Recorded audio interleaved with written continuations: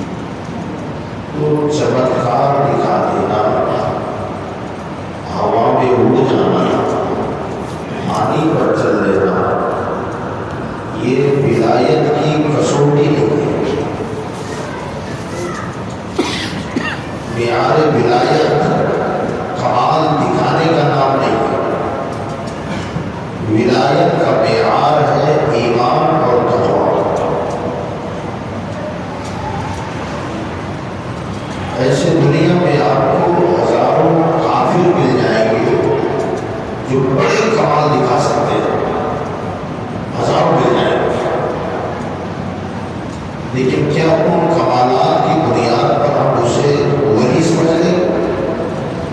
ولی نہیں ہو سکتا. میں ایک تو مثال آپ کو دے دوں. کافروں میں بھی کمال ہوتا ہے. نمرود کا نام آپ نے سنا ہوگا، کتنا بڑا کافر ہے. اعلیٰ حضرت فاضل بریلوی نے بھی اس واقعے کو لکھا ہے اپنی کتاب، بلکہ مرفوعات میں حضرت نے بیان کیا. نمرود جیسا جبر کافر، کمال دیکھیں آپ، اس کے محل کے سامنے ایک درخت تھا، جھاڑ. کمال یہ تھا کہ وہ اس درخت کا سایہ نہیں تھا. ایسا دنیا میں آپ نے درخت دیکھا ہے جس کی چھاؤں نہ ہو؟ اس کا سایہ ہی نہیں تھا. دوسرا کمال اس کا یہ تھا کہ اگر کوئی بندہ دھوپ سے بچنے کے لیے اس درخت کے نیچے آتا تو جتنا ایک آدمی کو سائے کی ضرورت ہے اتنا کر دیتا ہے نا. بڑی بات، دو آتے تو دو جتنا سایہ ہو جاتا، 10 آتے 10 جتنا سایہ ہوتا. فرماتے ہیں کہ اس درخت کے نیچے 1,00,000 لوگوں کی گنجائش تھی. وہ درخت کتنا بڑا ہوگا؟ 1,00,000 لوگ جمع ہو جاتے تو 1,00,000 لوگوں کو وہ درخت سایہ پہنچاتا. لیکن 1,00,000 سے اگر ایک بھی زیادہ ہو جاتا تو سب کا سایہ غائب ہو جاتا، سب دھوپ میں آ جاتے. کتنی بڑی کمال کی بات ہے. مگر پھر بھی ہم نمرود کو ولی مانیں گے؟ پوچھ رہا ہوں، یہ سبق آموز بات ہے. ہم اسے ولی نہیں مانیں گے. کیوں؟ ایمان نہیں. کمال دکھائے تو کیا ہوا؟ ایمان نہیں ہے اس کی بات. اسی کے ساتھ ساتھ دوسرا کمال اس کا یہ تھا کہ اس کے محل کے اندر ایک حوض بنا ہوا تھا، جیسے ہمارے یہاں وضو کے لیے حوض ہوتے ہیں، ایسا حوض بنا ہوا تھا. وہ خالی رہتا تھا. اس میں لوگ اپنی اپنی مرضی کے مطابق اشیاء لا کے ڈالتے، لکوڈ چیزیں. کوئی پانی لا کے ڈالتا، کوئی دودھ لا کے ڈالتا، کوئی شہد ڈال دیتا، کوئی دہی ڈال دیتا. مختلف قسم کے یہ لکوڈ چیزیں اس میں لا کے ڈالتے، ہوش بھر جاتا. آپ اندازہ لگا سکتے ہیں کہ جس میں مختلف قسم کی لکوڈ چیزیں ڈال دی جائیں وہ سب غلط غلط ہو گئے. اب کیا اس سے شہد الگ کیا جا سکتا ہے؟ جی دودھ الگ نکالا جا سکتا ہے؟ مگر اس کا کمال یہ تھا کہ وہ اور شام تک بھر جاتا، اور شام کے بعد جنہوں نے جو ڈالا تھا وہ اپنا برتن اندر ڈالتے اور اس کو وہ چیز آ جاتی. شہد ڈالا تھا تو شہد ہی آتا. اور کمال یہ ہے کہ اگر 1 لیٹر شہد اس نے ڈالا ہے اور برتن شام کو 2 لیٹر کا لے کے آیا تو جب ڈالتا تو 1 ہی لیٹر شہد آتا. اگر 10 لوگوں نے 1 لیٹر ڈالا ہوگا تو ظاہر بات ہے کہ 10 لیٹر اندر شہد ہو گیا. کوئی اگر 10 لیٹر کا برتن ایک ہی آپ کے لے کے آئے اور اس میں ڈال دے تو جتنا شہد ہے سب آ جانا چاہیے. ایسا نہیں تھا. جس نے جتنا ڈالا اور جو ڈالا وہ اس کے برتن میں آ جاتا. لوگ اپنے اپنے حساب سے جو جو چیز ڈالتے شام کو خالی برتن ڈباتے اور وہی چیز لے کے نکل جاتے. کتنا بڑا کمال ہے. مگر پھر بھی وہ اللہ کا ولی نہیں. کیوں؟ بول رہے مجھے بولے ایمان نہیں. حضرت خواجہ نظام الدین اولیاء رحمۃ اللہ تعالیٰ علیہ ایک بار بیمار ہو گئے. وہ بیماری اتنی بڑھ گئی کہ کوئی بھی علاج کارگر ثابت نہ ہو سکا. کمزوری بہت بڑھ گئی، اتنی زیادہ کہ آپ بستر سے اٹھ نہیں پاتے تھے. سہارا دو کم اٹھتے تھے. علاج کرتے کرتے تھک گئے. آپ کے مریدوں کو پتا چلا کہ دلی کے قریب پہاڑوں میں ایک جوگی رہتا ہے، نیم برینا وہ علاج کرتا ہے. ڈرتے ڈرتے مرید حضرت کے پاس گئے. حضور طبیعت آپ کی بحال نہیں ہو رہی ہے, ہم نے سنا ہے اگر آپ اجازت دیں, ایک کافر ہے جو پہاڑوں میں رہتا ہے, تپسیا کرتا ہے, سنا ہے کہ وہ علاج کرتا ہے, اگر آپ اجازت دیں تو کیا اسے بلا لیں؟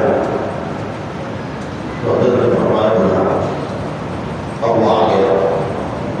حضرت چارپائی پر بیٹھے ہوئے بالکل کمزور ہو گئے.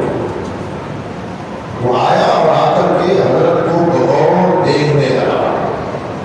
کچھ پڑھا نہیں, کچھ دوائی نہیں, خالی دیکھتا رہا. حضرت فرماتے ہیں کہ چند منٹوں میں مجھے ایسا لگا کہ میری بیماری نکل گئی. چند منٹوں میں میں خود سے اٹھ کے بیٹھ گیا. فرماتے ہیں کہ میں نے اس سے, حضرت نے اس سے پوچھا کہ تم نے کیا کیا؟ تو کہنے لگا کچھ نہیں کیا. تو کہا مجھے یہ شفا کیسے مل گئی؟ وہ کہنے لگا کہ بابا جی میرے آنکھوں کا کمال, جوگی ہے جوگی. تیرے آنکھوں میں کیا کمال ہے؟ تو میرے آنکھوں میں یہ کمال ہے کہ اگر کسی بیماری کو نظر بھر کے دیکھ لوں نا, کسی بیمار کو اس کی بیماری بتا دوں. فرمایا تیری نظر میں یہ کمال آیا کیسے؟ تو وہ کہنے لگا کہ میرا جو گرو تھا اس نے مجھے ایک گرو بتایا. حضرت نے فرمایا کیا؟ تو میرے گرو نے مجھے ایک نصیحت کی تھی کہ بس ایک چیز کو عمل میں لاؤ. کہا کیا؟ کہ تیرا دل جو چاہے اس کا الٹ کرتے رہو. اور اس نے اپنی لینگویج میں دل کہا, حالانکہ وہ دل نہیں ہوتا, وہ نفس ہے. کہ تیرا دل اگر چاہے کہ آج مجھے سونا ہے تو کہا رات جاگ کے گزار. تیرا دل چاہے کہ آج ذرا ٹھنڈا پانی پیو, گرمی زیادہ ہے تو گرم پانی پیو. تیرا دل چاہے کہ وہ آج کچھ کھا لوں تو اس دن کھانا مت کھانا, بھوکا ہے. تیرا دل چاہے کہ آج کچھ اچھی غذا کھاؤں تو باسی کھا. بس اس پر عمل کرتا ہوں. یہ عمل کرتے کرتے کرتے میری نگاہوں میں یہ کمال آ گیا. دوسرے کمالات تو اور بھی ہیں, مگر کسی بیمار کو نظر پڑ کے دیکھ لو تو بیماری بتا دو. حضرت نے فرمایا کیا تو اپنے گرو کے اس قول پر اب بھی قائم ہے؟ اس نے کہا بالکل ہو. تو کہا مجھے بتا تیرا دل اسلام کے بارے میں کیا کہتا ہے؟ کافر تھا. حضرت نے فرمایا تیرا دل اسلام کے بارے میں کیا کہتا ہے؟ بابا جی دل تو یہ کہتا ہے کہ برا مذہب ہے. تو الٹا کر. فرمایا تیرے گرو کی قول پر عمل کرتا ہے تو الٹ کر. وہ کہنے لگا کہ حضرت پڑھا دیجیے کلمہ. حضرت نے کلمہ پڑھایا, وہ مسلمان ہو گیا. بعد میں کہنے لگا بابا جی سمجھ میں نہیں آیا کہ میں نے آپ کا علاج کیا کہ آپ نے میرا کرا. اب اس سے صحیح راستہ مل گیا, لیکن اس وقت سے پہلے وہ ایک مشرک تھا, کافر تھا, مگر کمال تھا اس میں کہ اگر بیمار کو دیکھ لے تو بیماری بتا دے. بیمار کو دیکھ لے تو بیماری بتا دے. تو کیا ہم اسے ولی مان لیں گے؟ جی بولے اس کو کیوں؟ ایمان نہیں. ایمان ولایت کے لیے سب سے پہلی شرط ہے ایمان. اور یہاں سے میں ایک بات یہ عرض کرنا چاہوں گا, یہی وجہ ہے کہ دنیا میں کئی جماعتیں عالم وجود میں آئی. آج بھی کئی جماعتیں ہیں. دنیا کی ہر جماعت کا آپ جائزہ ہے. عالم ملیں گے تو جماعت, حافظ ملیں گے, قاری ملیں گے, مفتی ملیں گے, محدث بھی مل جائیں گے, مفسر بھی مل جائیں گے, ادیب بھی مل جائیں گے, مگر کسی جماعت میں غوث اعظم نہیں ہے. میرا چیلنج ہے, کسی جماعت میں غوث غریب نواز نہیں ہے. یہ سارے اولیاء میں ہیں پہلے سنت میں جماعت. یہ جتنے ولی ہیں یہ سب اہل سنت میں ہیں. آخر ریزن کیا ہے؟ دیوبندی نماز پڑھتا ہے, محدث ہے, مفکر ہے, محدث ہے,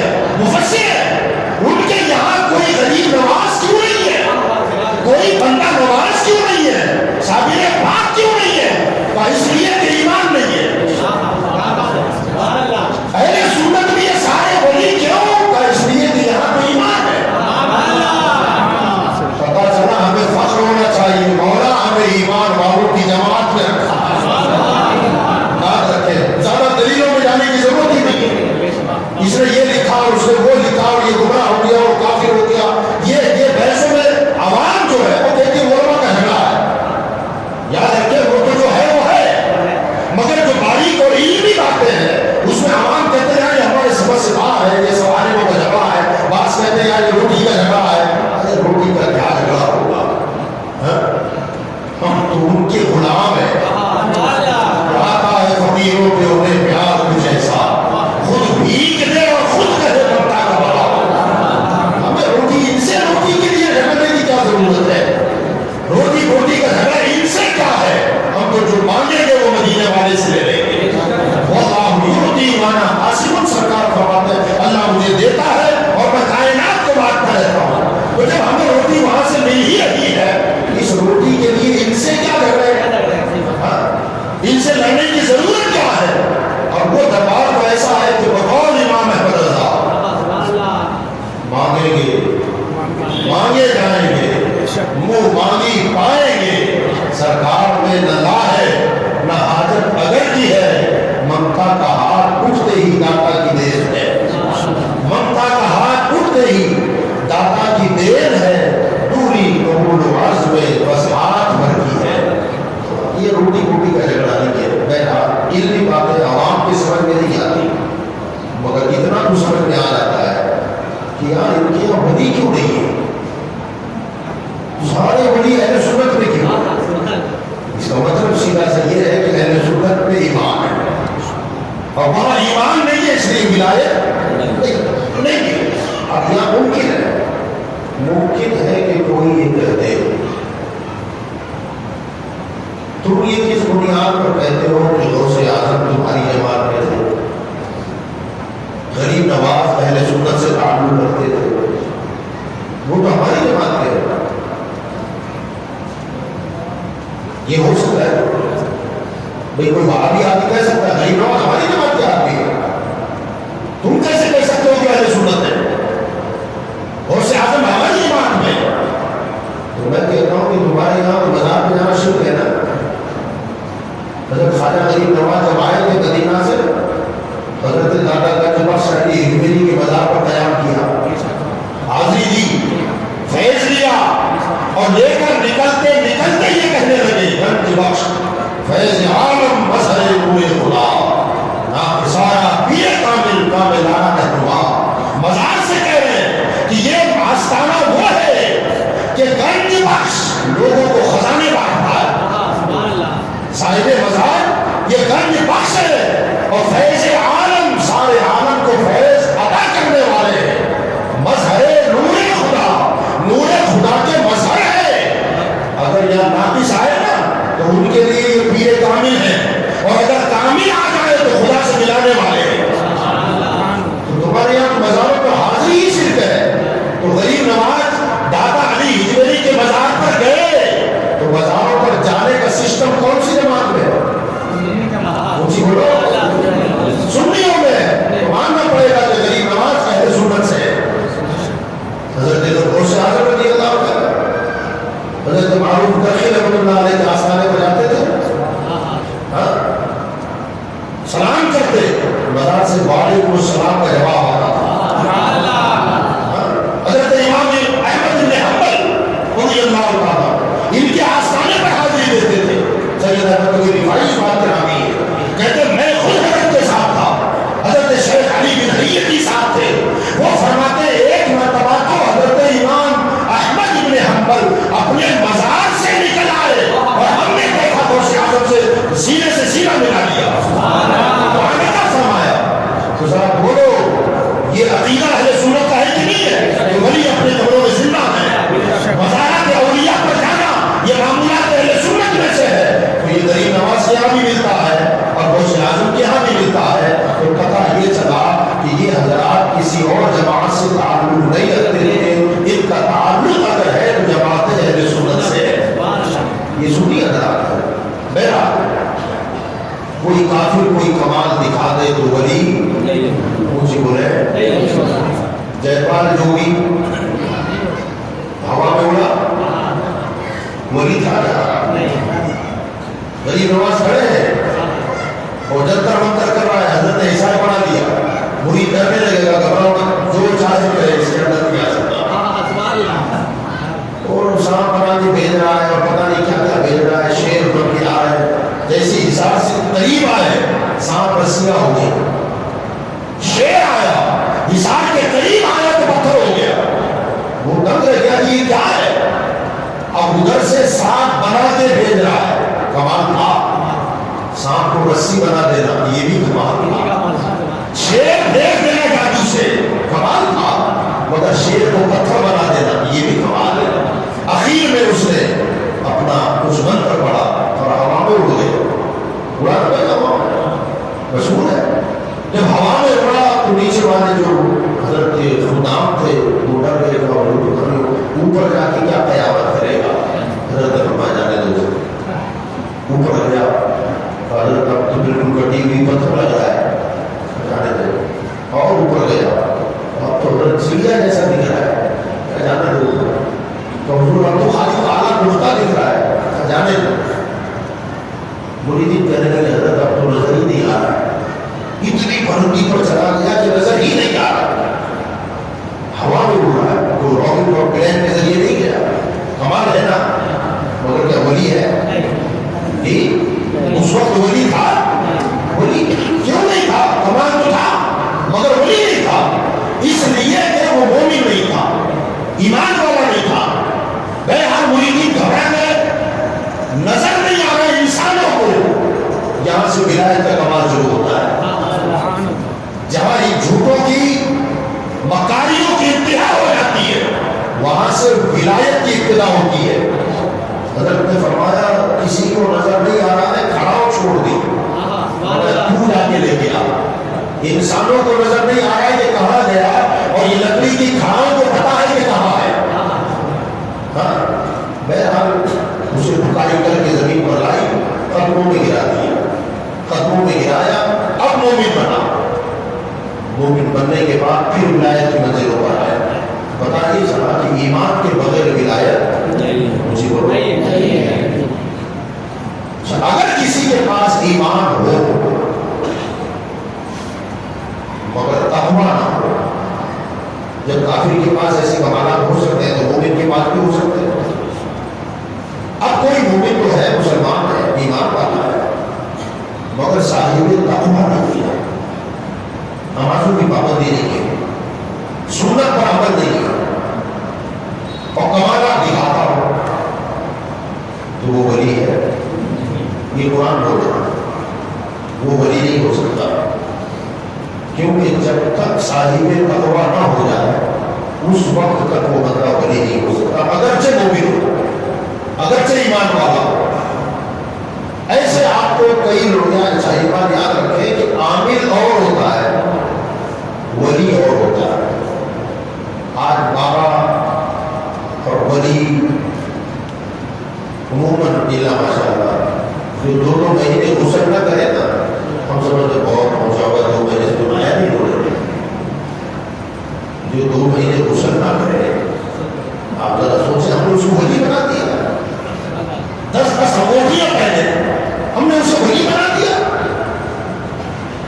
उसके बाद औरतों की जैसे जगह बांधता है, जूड़े बांधता है, हम उसे वली समझ रहे।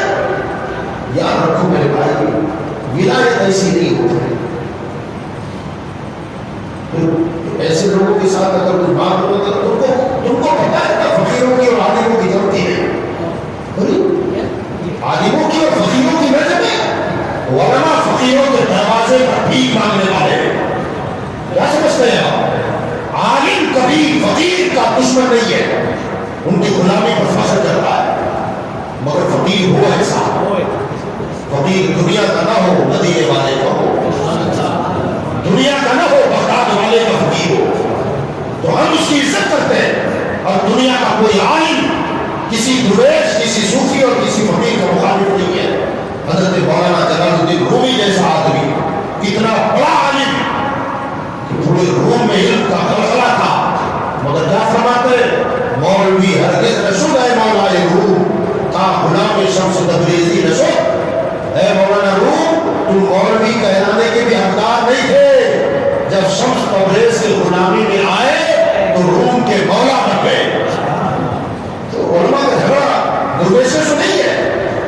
شریعت کے خلاف بات کرتا ہے اور کہتا ہے کہ میں طریقت والا ہوں، یہ تو ایسی بےتکی بات ہے کہ شریعت والے علماء ہیں اور ہم طریقت والے ہیں، تو 2 مہینہ غسل نہ کریں، 10 انگوٹیاں پہلے نماز کا کوئی دکھانا، ہمیں ضرورت ہی نہیں نماز کی، ہمیں ضرورت نہیں نماز کی، ہم تو پہنچے ہوئے ہیں۔ تو یاد رکھیے شریعت کے بغیر طریقت کا وجود ہی نہیں ہے۔ اور اس کو ایک آسان لفظوں میں میں آپ کو بتا دوں کہ شریعت کیا ہے اور طریقہ کیا ہے، اس کو ذہن میں بٹھا لیجیے گا۔ شریعت حضور کا فتویٰ ہے، شریعت حضور کا فتویٰ ہے، اسی بولے آپ، شریعت حضور کا فتویٰ ہے، طریقت حضور کا طریقہ ہے۔ یہ فتویٰ اور طریقہ، اس میں بھی فرق بتاتا ہوں آپ کو۔ شریعت حضور کا فتویٰ ہے، طریقت حضور کا طریقہ ہے۔ 24 گھنٹے میں 5 وقت کی نماز پڑھو، یہ فتویٰ ہے حضور کا، فرض ہے پڑھو۔ طریقہ کیا ہے یا رسول اللہ آپ کا؟ کہ پوری رات عبادت کرو، یہ میرا طریقہ ہے۔ پیروں میں سوجن آ جائے، یہ میرا طریقہ ہے۔ سال میں 1 مہینے کے رمضان کے روزے رکھو، یہ حضور کا فتویٰ ہے۔ سرکار آپ کا طریقہ کیا ہے؟ فرمایا پورا سال ایام ممنوعہ کے علاوہ مسلسل روزہ رکھنا، یہ میرا طریقہ ہے۔ سال میں 1 مرتبہ اپنے مال کا 40واں حصہ 2.5% زکات نکالو، یہ میرا فتویٰ ہے۔ یا رسول اللہ طریقہ کیا ہے؟ طریقہ یہ ہے کہ جو آیا سب لٹا دو، جو آیا وہ سب لٹا دو، یہ طریقہ ہے۔ تو میں طریقت والوں کو دعوت فکر دینا چاہتا ہوں کہ اگر واقعی طریقت والے ہو تو رات سو کے نہ گزارو، رات عبادت کر کے گزارو، تب ہم کہیں گے طریقت والا ہے۔ اگر آپ واقعی طریقت والے ہیں تو خالی رمضان کے روزے نہیں، سال بھر روزہ رکھو، تب کہو میں طریقت والا ہوں۔ اگر آپ طریقت والے ہیں تو مریدوں سے لا والا مت رکھو، جو آیا وہ لٹا دو، تب ہم کہیں گے واقعی طریقت والے ہیں۔ تو خالی 5 وقت پر، یہ تو حضور کا فتویٰ ہے، یہ شریعت پر عمل کرنے والے۔ اور طریقت والے وہ ہے جو پوری رات 40 سال تک عشاء کے وضو سے فجر پڑھتا ہے، 15 سال تک ہر رات میں ایک پیر پر کھڑے ہو کر پورا 30 بارہ پڑھنا لے، وہ طریقت والے غوث اعظم ہیں۔ 25 سال تک جنگلوں میں گھاس کھا کے اور درختوں کے پتے کھا کے گزار دیا، وہ طریقت والا ہے۔ ان 25 سالوں میں فرماتے 1 سال صرف میں نے پانی پہ گزارا کیا ہے، بیچ میں کچھ نہیں کھایا، یہ طریقت والے غوث اعظم ہیں۔ فرمائے دوسرا سال آیا تو 1 سال پانی نہیں پیا، خالی درخت کے پتے چبا کے گزار دیا، اور تیسرا سال آیا تو پورے سال میں نہ پانی پیا نہ کھانا کھایا۔ اگر ہے طریقت والے تو آؤ نا میدان میں۔ یہ کون سی طریقت ہے کہ کھانا آپ صورت میں کھائیں اور نماز مدینے میں جا کے پڑھیں؟ میاں غوث اعظم سے بڑھ کر تو آپ نہیں رکھے۔ غوث اعظم چاہتے تو مدینے میں ساری نمازیں پڑھتے، مگر بغداد میں امامت فرمائیے، نمازیں پڑھتے تھے۔ تو یاد رکھیے گا، جس خالی ڈھونگ ہے، ایسے ڈھونگیوں سے اپنے آپ کو بچاؤ۔ خدا کے لیے اہل سنت کو بدنام نہ کریں۔ اہل سنت بڑا پاکیزہ مسلک ہے، صاف ستھرا مسلک ہے، اور انہی لوگوں نے اہل سنت کا بیڑا غرق کر دیا۔ اہل سنت کو جگہ جگہ جو بدنامی کا سامنا کرنا پڑتا ہے، لوگ انگشت نمائی کرتے ہیں، اور خدا کی قسم میں آپ کو کیا بتاؤں، ان لوگوں کی وجہ سے معلوم ہے آپ کو کتنا بڑا نقصان ہوتا ہے۔ ایسے لوگوں کی وجہ سے میں میرے خود سگے چاچا کی بات کر رہا ہوں، ایک دن مجھ سے کہنے لگے کہ مولانا یہ جو آج کل میں انہوں نے کسی کو دیکھ کے وہ آئے تھے، کب ایسا کرتا ہے، ایسا کرتا ہے، ایسا کرتا ہے، اور ہزاروں لوگ اس کے پیچھے پڑے ہوئے ہیں۔ میں نے بھوکی ہے یہ سب۔ تو وہ کہنے لگے کہ ایک چیز مجھے بہت پریشان کر رہی ہے۔ میں نے کہا کیا؟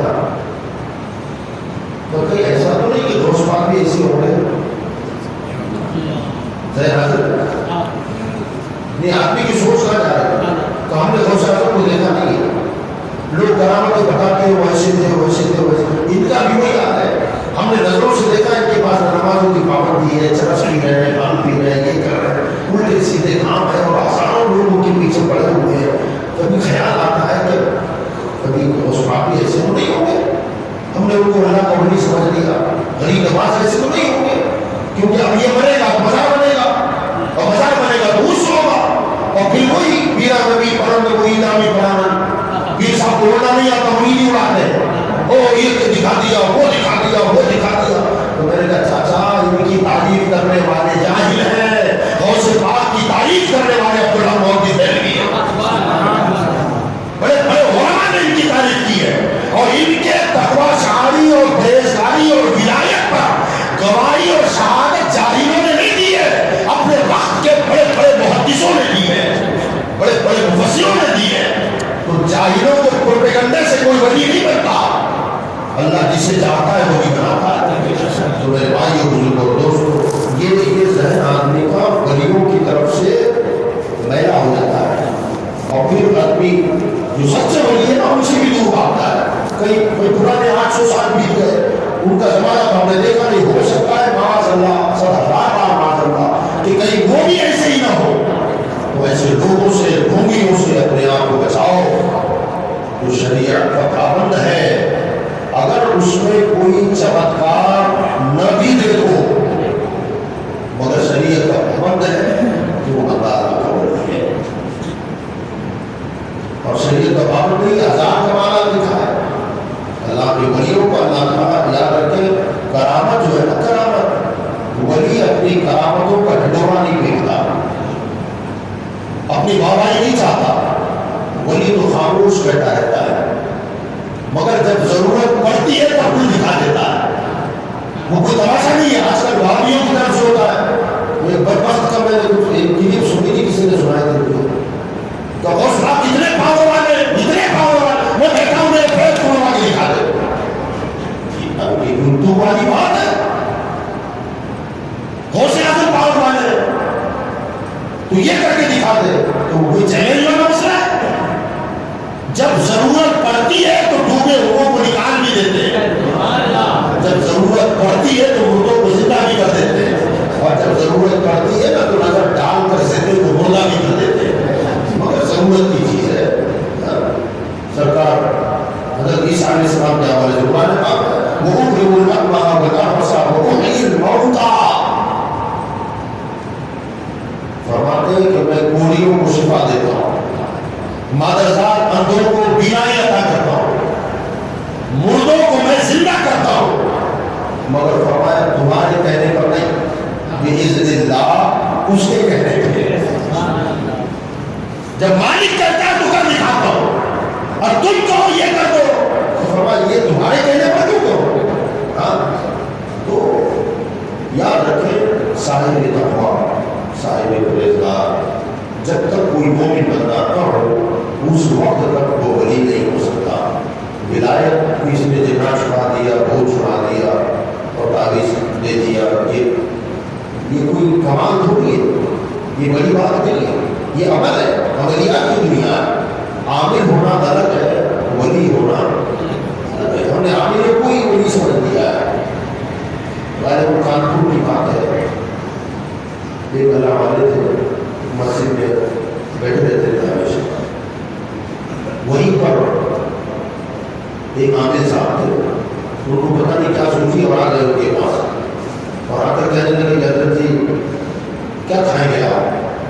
حضرت نے فرمایا کیا کھائیں گے, تو میں کھا چکا ہوں. نہیں حضرت آج میں کچھ کھلانا چاہتا ہوں. تو کیا کھلانا چاہتا ہے, کہ آپ جو مانگو گے وہ کھلا دوں گا.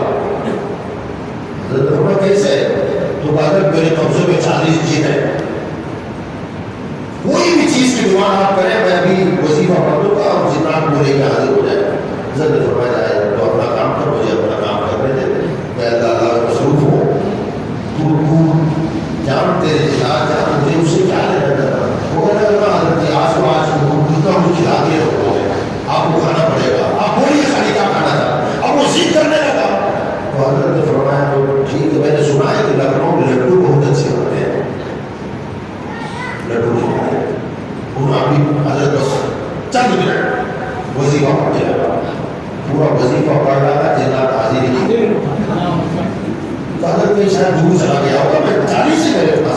یہ تو ایک نہیں ہے، ایک ہی وظیفہ پڑا ہے. کہا ٹھیک ہے. اب اس نے دوسرا وظیفہ پورا ختم ہو گیا وظیفہ. جن حاضری تھی وہ حضرت نے فرمایا جا یار تم نے کھلا دیا میں کھا دیا تھا، خود اپنا کام کر. وہ مہمان حضرت ابھی تو اور باقی ہے. وظیفہ پڑھتے پڑھتے پڑھتے پڑھتے تھک گیا. 40 جناتوں کا وظیفہ پڑھنا تھا، ایک بھی جن حاضر نہیں ہوا. حضرت نے فرمایا کہا تجھ سے تو جانے کا یاد ہے. اب وہ ان کے باہر نکلا. جیسے مسجد کے صحن میں گیا تو مسجد کے باہر 440 جنات لکھنؤ کے لڈو کے طباق لے کر باہر کھڑے ہوئے. یہ عامل شراب میں آ گیا اور اندر کیوں نہیں آتی اتنی دیر سے وظیفہ پڑھا. جن کہنے لگے عامل صاحب آپ وظیفہ پڑھ پڑھ کے اندر بلانا چاہتے ہو اور پوری مسجد فرشتوں سے بھری ہوئی ہے. ان کے ہاتھوں میں گھوڑے اور وہ کہتے ہیں خبردار اندر آئے تو گھوڑے سے نہیں خبر لیں گے. تو آپ کی سنیں کہ فرشتوں کی سنیں. اتنے میں اللہ والا بھی باہر آ گیا. پیٹ پہ ہاتھ رکھا عامل صاحب کے. کہ یہ سارے جنات تیرے قبضے میں ہیں؟ کہاں کہ ان جناتوں کو قبضے میں کرنے میں کتنے سال لگائے؟ حضرت برسوں لگ گئے. 40 دن کے چلے کاٹتا تھا تب جا کے یہ سب قبضے میں آئے. فرمایا کاش کہ اتنی عبادت جتنے جناتوں کے لیے وظیفے پڑے اتنا عبادت اگر کاش اللہ کی رضا کے لیے کیا ہوتا تو جنات قبضے میں نہیں فرشتے آ جاتے. فرمایا میرا جو عمل ہے وہ اللہ کی رضا کے لیے ہے اور میرے ہی کہنے پر میری وجہ سے یہ فرشتے یہاں آ کے کھڑے ہوئے. فرمایا کاش کہ یہ دنیا کے لیے نہ کرتا اللہ کے لیے کرتا تو تیرے قبضے میں جنات ہے میرے اشارے پر فرشتے آ جاتے. اللہ قرآن میں فرماتا ہے ولیوں کے حوالے من الذین قالوا ربنا اللہ ثم استقاموا تتنزل علیہم الملائکہ. اللہ فرماتا ہے وہ لوگ جنہوں نے کہا کہ ہمارا رب اللہ ہے ثم استقاموا پھر اس پر جم گئے تتنزل علیہم الملائکہ اللہ تعالیٰ کے فرشتے ان کی بارگاہ میں آتے اور فرشتے آگے کیا کہتے ہیں اللہ تخافوا ولا تحزنوا. او اللہ کے ولی کسی سے خوف مت کرنا، غمگین مت ہونا. نحن اولیاؤکم فی الحیاۃ الدنیا وفی الآخرہ. اور ہم دنیا میں بھی تمہارے مددگار ہیں اور آخرت میں بھی مددگار ہیں. یہ اللہ کے ولیوں کی شان ہوتی ہے. تو بہرحال اپنے آپ کو کسی غلط راستے پر نہ ڈالیں. سچا سچا ولی وہ ہوتا ہے جو صاحب ایمان ہو اور صاحب تقویٰ ہو، جس کا قدم کبھی شریعت کے خلاف نہ اٹھے. ایمان ہو سب سے پہلے، وہابی نہ ہو، سنی ہو اور پھر شریعت پر مکمل عمل کرتا ہو. تو پھر اس سے کوئی کرامت نظر